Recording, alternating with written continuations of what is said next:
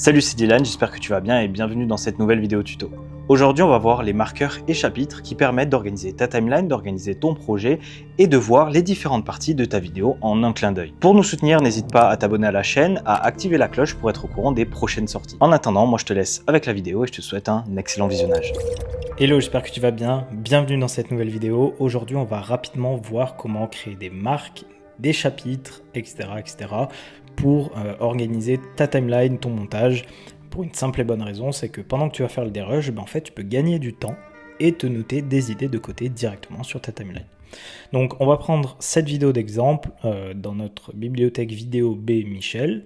Ok, on a ce premier projet, donc vidéo 1 Michel. Admettons que là, j'ai fini. Donc, on va rapidement faire un genre de dérush. Ok, hop, hop. Voilà. Donc, admettons que là, la vidéo, elle est dérush. Ok. Tout au long de mon dérush, ce que je vais pouvoir faire, c'est me mettre des annotations. Donc, comment est-ce qu'on fait ça? Admettons qu'ici, je dis une information importante, que ce soit sur...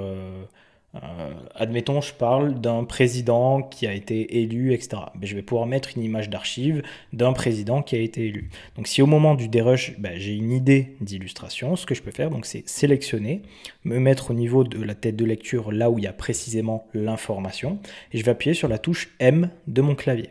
Vous voyez que ça fait apparaître une petite marque. Donc, c'est exactement la même marque qu'on a utilisée pour la synchronisation manuelle. Voilà. Et donc, cette petite marque, vous pouvez double-cliquer dessus. Là, vous avez marqueur 1. Mais du coup, vous pouvez supprimer ça et rajouter ajouter vidéo illu président. Et vous pouvez faire entrée. Et ensuite, quand vous allez faire votre montage, vous pouvez regarder vos marques et regarder ce qui est marqué dedans. De la même manière, ce que vous pouvez faire, c'est par exemple, admettons que ce premier rush, donc du début jusqu'à ce cut, c'est une partie 1 de ma vidéo.